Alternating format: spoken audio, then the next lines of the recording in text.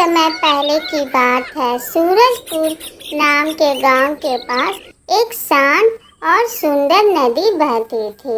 उस नदी के किनारे एक पुराना पेड़ था।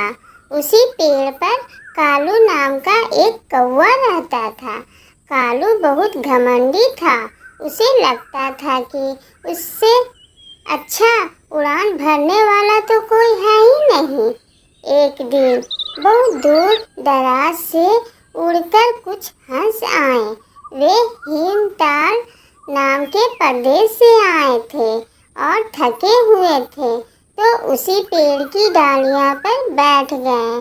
वे आपस में बात कर रहे थे। भाई, ये हिमताल से सूरजपुर तक की उड़ान तो बहुत ही लंबी थी ना। कालू कौवा चुपचाप उनकी बातें सुन रहा था।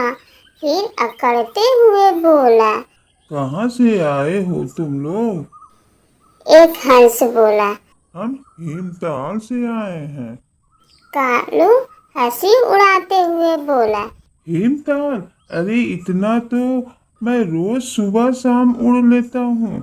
इसमें क्या बड़ी बात है? सारे हंस चौंक गए। उन्होंने एक दूसरे का मुंह देखा, लेकिन कुछ नहीं बोले। वे समझे कि कालू बहुत घमंडी है।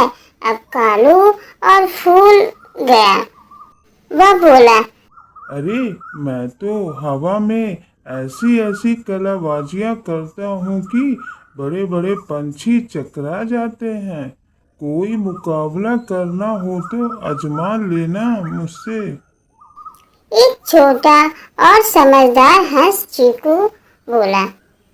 ठीक है कालू भाई, अगर तुम्हें इतना ही यकीन है अपनी उड़ान पर तो चलो मुकाबला हो जाए।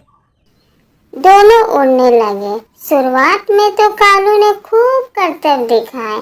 कभी गोल घूमता, कभी तेजी से नीचे आता, लेकिन चीकू शांति से सीधे रास्ते पर उड़ता रहा। थोड़ी ही देर में वे समुद्र के ऊपर पहुंच गए। चारों तरफ बस पानी ही पानी थी। कालू की हालत बिगड़ने लगी। उसे थकान होने लगी। उसके पंख भी भारी हो गए और अब न कोई पेड़ दिख रहा था, न कोई जमीन। थोड़ी ही देर में वह नीचे गिरने लगा। उसे अपनी मौत सामने दिखने लगी। वह चिल्लाया।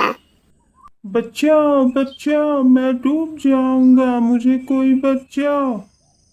चीकू हंस दयालु था। उसने झट से नीचे गोता लगाया और कालू को अपनी पीठ पर बिठा लिया। वह धीरे धीरे उड़ते हुए उसे वापस नदी के किनारे ले आया। पेड़ के नीचे पहुंचकर कालू लज्जित हो गया। उसने हंस से कहा। चीकू भाई, मुझे माफ कर दो। मैंने बहुत घमंड किया। अब समझ में आया कि केवल दिखावे से कुछ नहीं होता। सच्चा अभ्यास और विनम्रता ही असली ताकत हो। चीकू मुस्कुराया और बोला। कोई बात नहीं कालू भाई, गलती हर किसी से होती है, लेकिन सीख लेना सबसे बड़ी बात है। उस दिन के बाद कालू ने कभी घमंड नहीं किया और सबके साथ मिलजुल कर रहने लगा। इस कहानी से हमें यह सीख मिलती है कि घमंड करना हमेशा नुकसानदायक होता है और जो सच्चा होता है वह शांति से अपनी मंजिल पा ही लेता है। मेरे चैनल को सब्सक्राइब, लाइक, शेयर, कमेंट्स करना ना भूलें। धन्यवाद।